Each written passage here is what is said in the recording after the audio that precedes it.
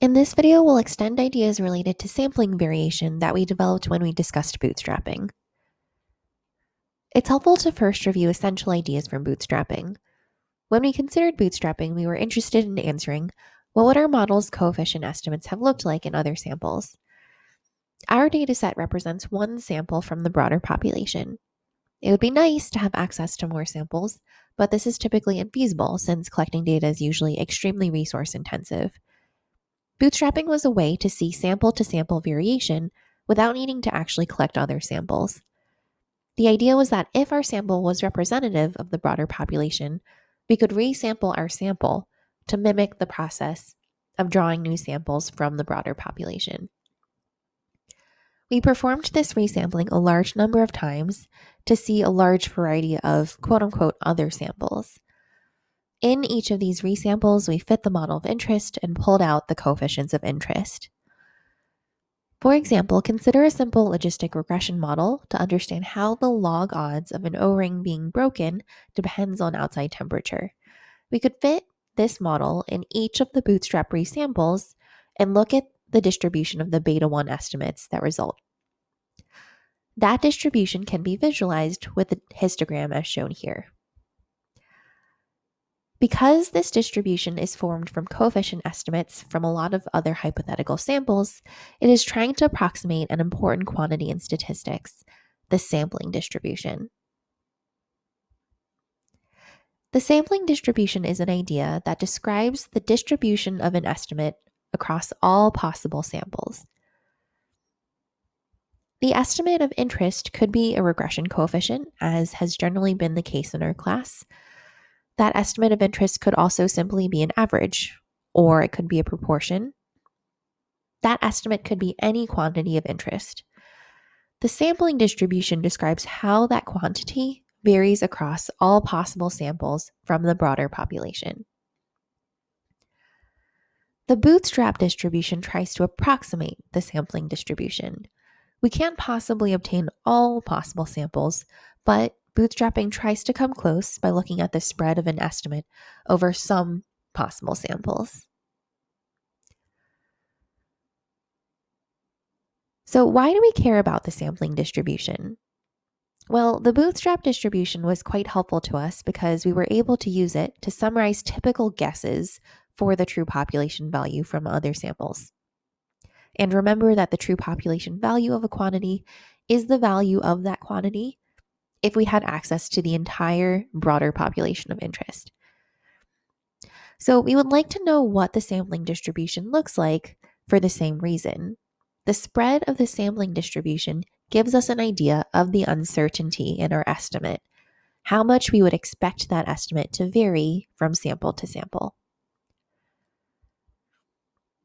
So you may have noticed that the bootstrap distribution, which again is an approximation of the sampling distribution for the logistic regression coefficient estimate, you may have noticed that it has a symmetric shape. It's centered at the coefficient estimate from our particular sample and has some spread evenly above and below that estimate.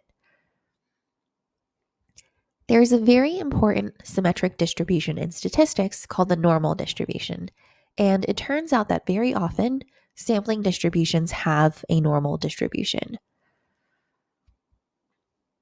So if a quantity X has a normal distribution, we also say that it follows a normal distribution or is normally distributed.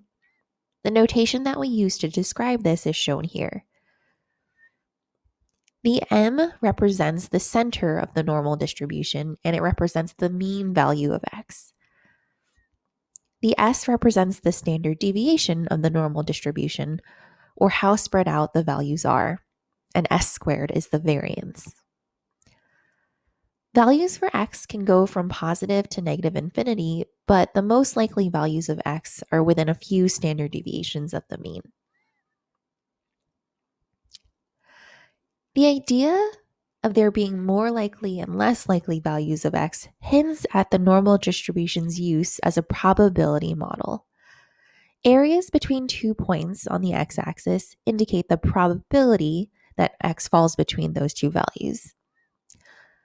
For example, the probability that X falls within one standard deviation of its mean is the probability that its value is between m minus s and m plus s.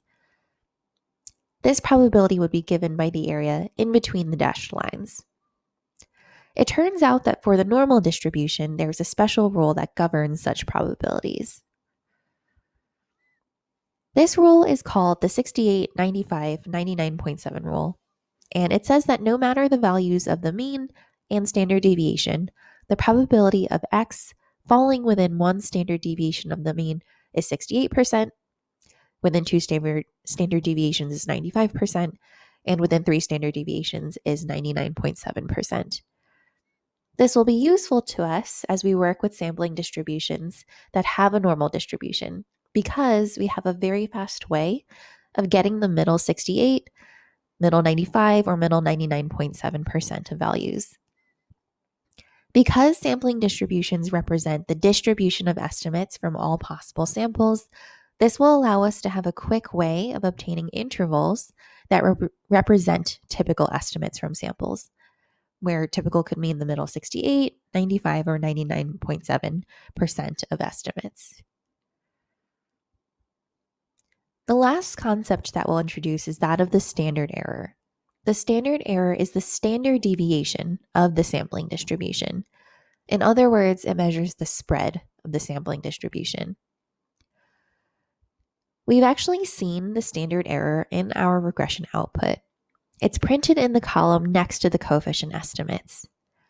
Now we can understand this column as giving us a measure of spread in the estimates of that coefficient across samples.